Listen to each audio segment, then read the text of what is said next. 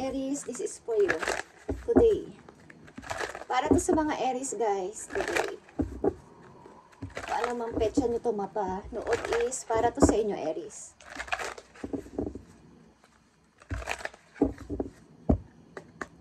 Okay Aries, handa ka na ba sa iyong message today?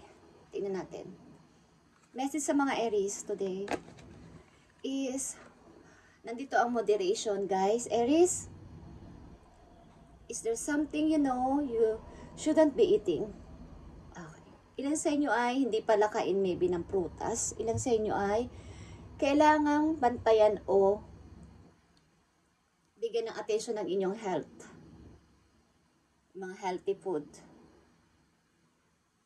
Okay, yan ang sinasabi sa inyo ng inyo guidance. Okay, Aries, bantayan ninyo ang inyong kalusugan o kamustahin kung kailan kayo kumain ng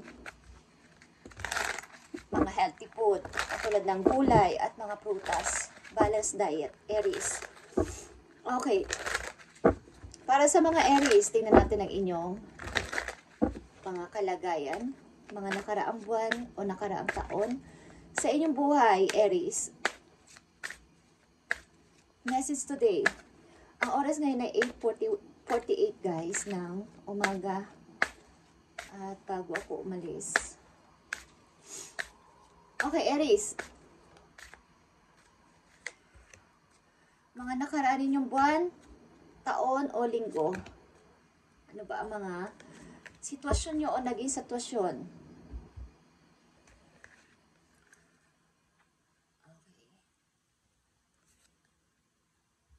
Maybe sa mga nakaraan yung buwan ay kayo ay nagmumuni-muni. But, mayroong gumagambala sa inyong mga minamanifest o pinagpipray o something na inyong baka seryoso kayo sa isang plano o seryoso kayo sa isang tao o sa mga iniisip nyo is mayroong naghihingi sa inyo ng atensyon. Maaring anak nyo may humihingi ng atensyon sa inyo na anak ninyo or mga malalapit sa buhay ninyo, alaga ninyo, something. Okay? Lahat ito is all about emotion sa inyong mga nakaraang taon o buwan o linggo is parang ilan sa inyo ay may halimbawa ay may nilulunok na pride. Parang gusto nyo mag-sorry sa isang tao pero bagamat may pride kayo, kailangan ninyong lunukin yung pride nyo. Kailangan ninyong sabihin talaga na I'm sorry kahit ayaw nyo. Andito yung naaapektuhan ng inyong emosyon. At ganun na rin sa haharapin sa kinabukasan, sa future is maaaring naghahanap kayo ng about sa inyong life purpose. Sa mga Aries na nandito, mga nakaraang taon, buwan o linggo is apektado ang inyong emosyon. Okay, at ingatan ninyo ang inyong health o kalusugan ninyo. At may mga away-away sa paligid. Between sa inyong relasyon man to sa pamilya, sa asawa o sa inyong mga anak is may mga trouble. Kayo mga pinagdaanan ng mga nakaraan ninyong taon o buwan. Is apektado ang inyong emosyon. So, ang payo sa inyo dito guys, tingnan ninyo ang inyong health. Pamisa-misan, kumakain ba ako ng tama? O ng mga healthy food na nakakaganda sa aking kalusugan, sa aking puso, okay? Sa aking isip, at sa physical din na rin. Physical ninyong aura, okay? Sa inyong looks. Nababantayan nyo ba ang inyong, bawa, nasa edad pa lang kayo ganito, mukha na kayong parang mas nagkaedad pa lalo. Okay. So, tingnan ninyo ang inyong health. Yan ang inyong unang message, guys. At mga nakaraang taon ng buwan is apektado ang inyong emosyon. May mga away-away sa paligid sa inyong pamilya o sa inyong buhay mag-asawa. Kung may asawa na kayo, Aries. Okay. So, tingnan natin ang payo sa inyo dito. Message today. At ngayon, guys, ay February 6. Okay. Kung tatanungin nyo. Nandito ang conscious consumer, okay? Naka-relate din ito dito sa inyong about sa pagkain, Okay? Maging conscious kayo sa pamimili. Yeah, you have the power to heal the help the world with your decision to buy only products and services that we ethical and environmentally friendly. As a conscious consumer, you choose to invest in fair trade and organic goods. You live simply and you purchase only that which you need. Okay, huwag kayong bumili ng mga hindi kailangan, mga nasasayang lang, o yung mga product na organic. It's all about sa inyong health, guys. Ang pinapatunayan dito ay pinagdidiinan ng inyong guides ay kayo ay tingnan ninyo ang inyong health. Baka kayo ay magkaroon ng problema in the near future sa inyong kalusugan. Just saying, okay? Kapag nakita nyo ang message na to, hindi ito, kapag ito ay tinakdang makita nyo para sa inyong kalusugan. Aries. Okay? Hindi ito pananakot or hindi ito pagsisermon. Okay, guys? Ito ay message for you. Sa mga Aries, ngayon ay February 6, 2025 at message ito today. Sa random Aries na makakakita nitong message. Okay. Message sa mga Aries na may kinalaman sa kailang pag-ibig. Tingnan muna natin. May kinalaman sa inyong pag-ibig, guys. I need lang ng 3 messages dito. Kayo man ay nasa magkasintahan pa lang o kayo man ay nasa buhay mag-asawa na Aries. Tingnan natin ang inyong message. Okay. 3 of coins is here. And Ace of coins. And Queen of wands. Okay, guys. Andito ang Capricorn and Leo energy. Fire and earth sign, guys. Okay, sa inyong buhay pag-ibig. Kung mayroon sa inyong nai-involve na Capricorn and Leo. Okay? Or may isang tao ditong super strong. Okay? May strong personality sa larangan ng, kumbaga sa inyong dalawa, sa pag-ibig na to, may isang independent. Lalo na sa kitaan sa money o sa income, okay?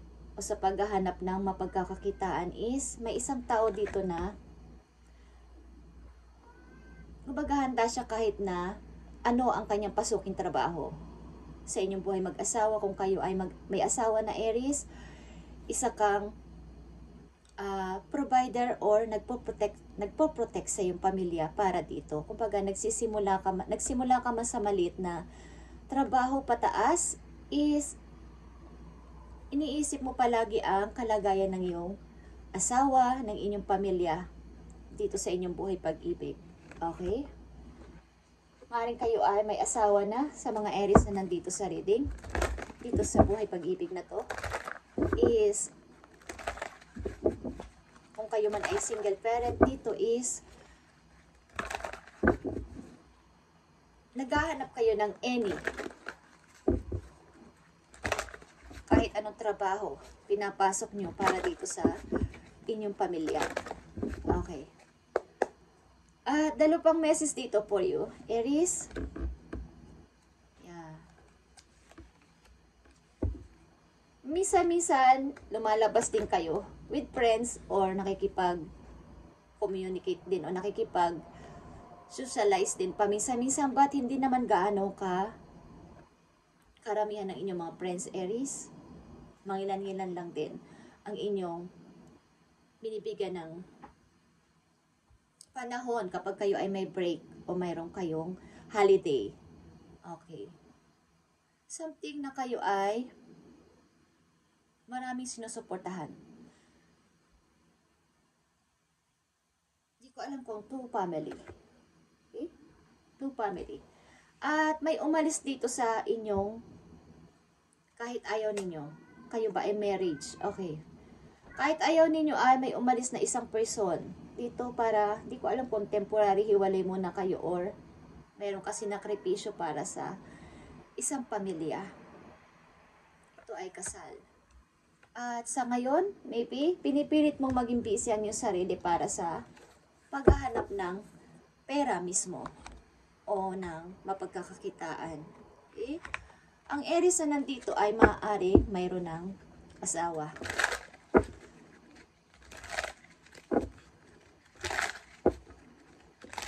Maaari sa sobrang ninyong busy sa trabaho, hindi nyo na titingnan o na-check ang inyong kalusugan na sumusobra na pala ang timbang ko or mayroon na pala akong marami na akong nararamdaman. So maging conscious kayo sa pamimili. Huwag yung hindi naaayon sa yung ikakasama ng inyong kalusugan na huwag niyong bilhin, guys. Hanggat maaari is mga organic foods ang inyong bilhin at makakatulong din kayo sa ecosystem. Okay. Sa madaling salita, guys, ang mga Aries na nandito ay maaaring buo dati ang pamilya. But, sad to say, maaaring hindi na kayo magkasama o temporary hiwalay. At, pinoprotektahan nyo ang mga taong naiwan sa inyo, maaaring anak nyo o may mga alaga, yung kayong hayop sa bahay, pusa or aso. At may mga anak kayong kasama at tuloy-tuloy kayo sa pagtatrabaho o sa para mabigay ang lahat ng pangangailangan ng inyong mga kasama sa bahay.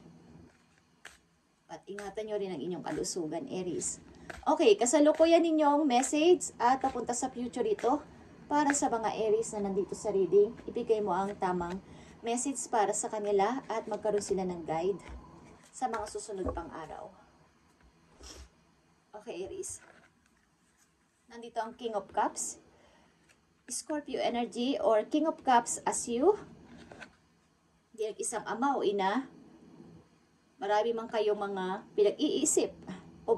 Nag-overthink din kayo pamisa-misan kasi marami kayong nire-research about talaga ito sa inyong pagiging isang magulang or isang provider sa pamilya. Pinipilit yung kalmado. Okay? Ang lalaki dito ay may singsing sa kanyang. Ito ay marriage. May marriage siya. Okay? Marriage ka. Okay? Gusto nyong ibalik ang dati nyong samahan ng iyong pamilya sapagkat namimiss nyo siya. Namimiss nyo ang dati ninyong bonding kasama ang inyong mga anak. Something. Okay, Aries. Namimiss nyo ang pagsasama ninyo, pagpipiknik o something, pagkain sa labas or pamamasyal. Okay? At nakakalungkot ito na nangyayari sa isang pamilya. But, kung ito ay pinupush ng kapalaran na mangyayari, something na may reason, Aries, dapat ay magpatuloy ka sa buhay, bagamat andun yung gusto mo na magkabalikan kayo o ibalik ang dati samahan bilang pamilya is, andun yung dapat pag-i-start at papatuloy sa buhay at tingnan mo ang iyong kalusugan. Okay? Mga message pa for Aries, I need message pa for Aries, ito man ay career, pag-ibig, or sa kanila mismong sarili, I need message for Aries. Page of Swords, like I said, ilabas ninyo ang inyong mga natatagong talent. May mga talent kayong tinatago, Aries. Magaling kayong kumanta. Okay, magaling kumanta ang ilang Aries na nandito sa reading at ilabas nyo yan. Mag-perform kayo, guys. Kahit uso ngayon yung nagpe-perform online or sa mga gumawa kayo ng alternative path or alternative approach, okay, o ways sa mga ginagawa nyo everyday at libangin nyo ang inyong sarili. Bukod dito sa sitwasyon na to na pumapasok pa din sa isip ninyo, okay? Something na ipagpatuloy ninyo kung may nasimulan na kayo sa social media na kayo ay nag-o-online at nagpe-perform, ipagpatuloy ninyo at kayo ay aani dito ng tagumpay, guys. Makikilala kayo dito bilang isang magaling namang aawit or something na nagla-live, okay? Tingnan natin, Aries. Mga messages pa po yun. Okay? Mga bagong kakilala, bago mga tao ninyo makakasalamuha at bago na ring emosyon na mangyayari sa inyong puso. Okay? Mapapalitan na ang mga plano tungkol sa inyong pagbabago. Something. Andito ang 8 of Cups na naman. At nandito din yan, 8 of Cups. Okay. Kumbaga, andito man yung pagmamahal sa isang taong nang iwan o iniwan kayo, iniwan ninyo at pumpasok-pasok pa rin sa isip ninyo in your present is unti-unti nyo nang munang i-forget. Hindi naman totally, ay wala na talaga or ayoko na. Pag andyan pa rin yung memories, andyan pa rin yung alaala ng taong ito, but kailangan nyo munang itabi. Iisang tabi, sit aside, pagluluto ng, katulad sa pagluluto ng kung ano mang ulam, may kailangang iset aside muna at kailangang unahin yung ganito. Yun ang example doon, guys. May dapat unahin at mamaya ka na. Set aside nga ang tawag doon, di ba? Kasi siya yung panghuli. May dapat munang unahin. Okay? Kumbaga sa gulay, kailangan mo nang iset aside yung madaling lumampot at doon na siya sa huli ilalagay. Okay? May dapat kayo muna unahin bago itong mga sitwasyon na to na nagpapagulo sa inyong utak, Aries. At ang pinaka-importante dito na pinagdidiinan ko sa inyo ay what's your health?